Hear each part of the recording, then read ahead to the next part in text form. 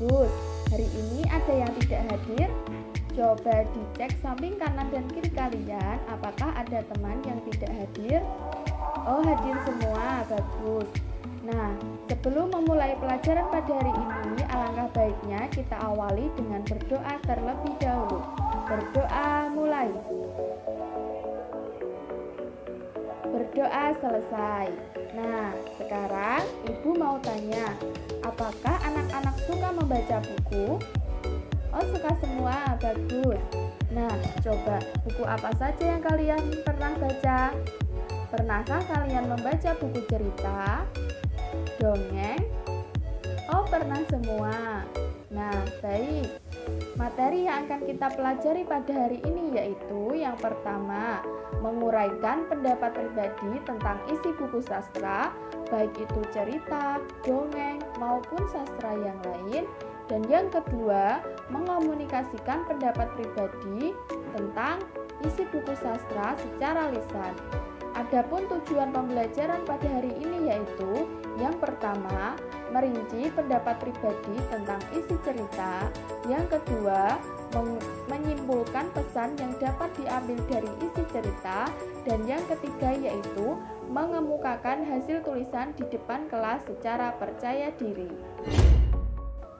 Baik anak-anak, di sini Ibu akan menjelaskan tentang struktur cerita dalam buku sastra.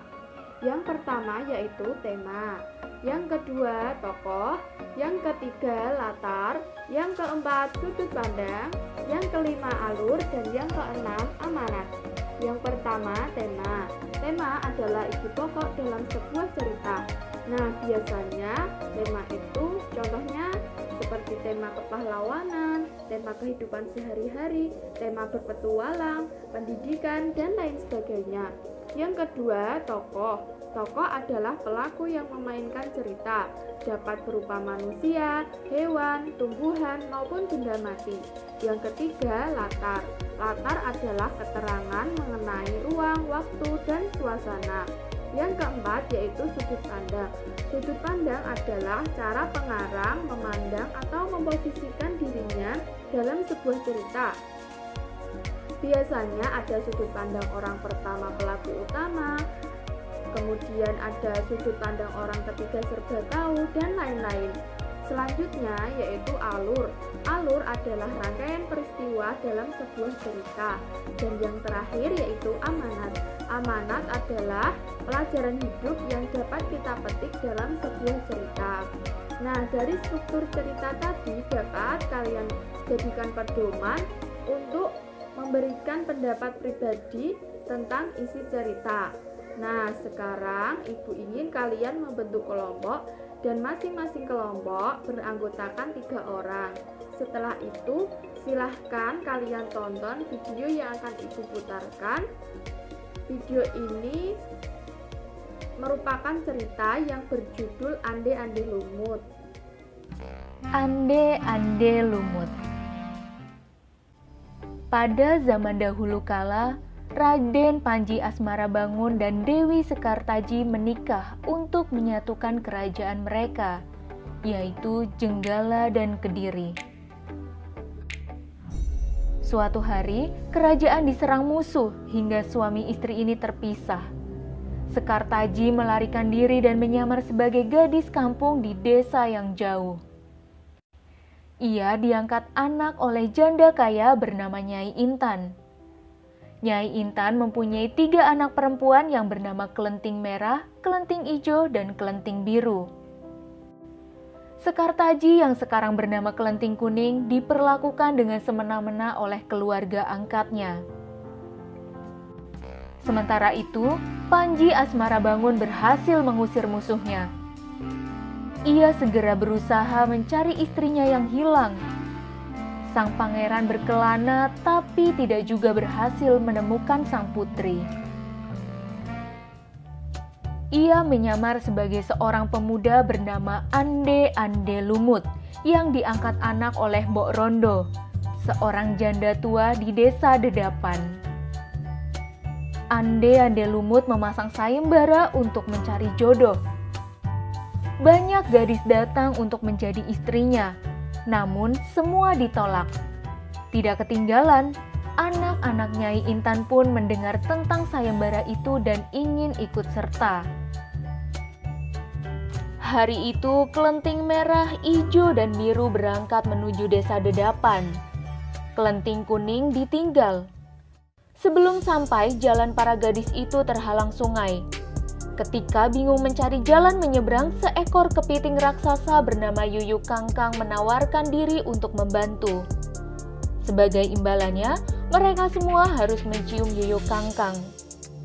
Gadis-gadis itu setuju saja dan berhasil diseberangkan dan tiba di rumah Mbok Rondo. Akan tetapi, Ande-ande Lumut menolak mereka semua dengan alasan telah mencium Yuyu Kangkang.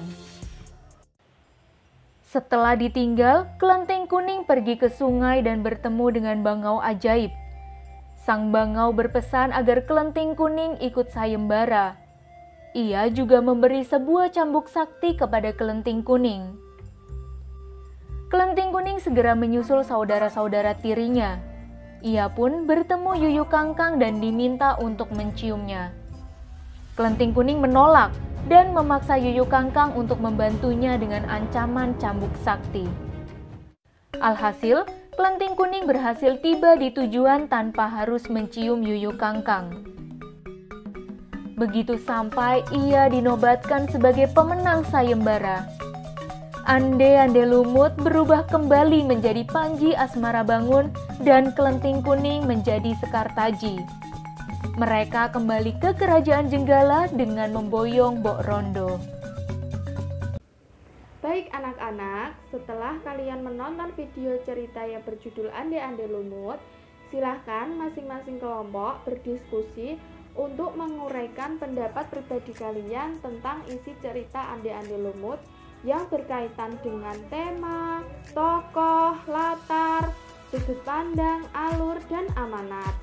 Kemudian setelah itu nanti masing-masing kelompok dapat mengomunikasikannya di depan kelas. Ibu beri waktu 30 menit ya. Sudah semua? Oh, sudah semua. Nah, sekarang dimulai dari kelompok 1, silahkan mengomunikasikan hasil diskusinya di depan kelas. Kelompok 1 sudah ya.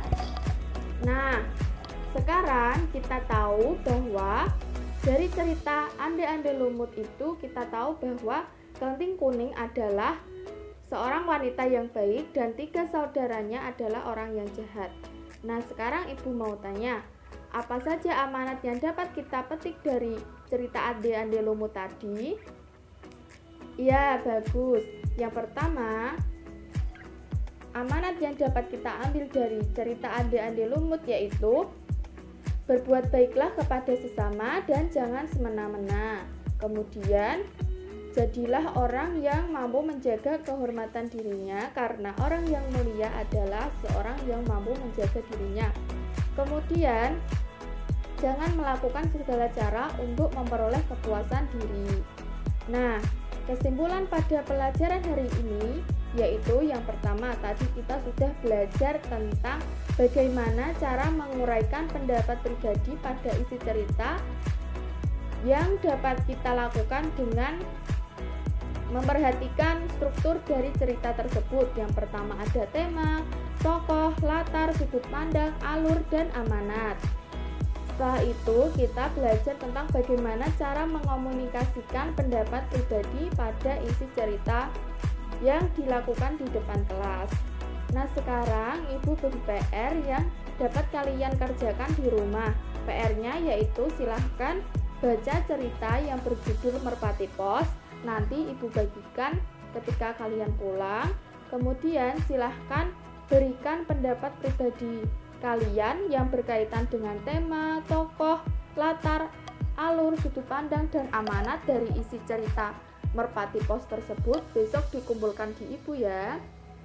Nah, untuk menutup pelajaran pada hari ini kita akhiri dengan berdoa. Berdoa mulai. Berdoa selesai. Sekian pertemuan pada hari ini. Mohon maaf apabila ibu ada salah. Wassalamualaikum warahmatullahi wabarakatuh.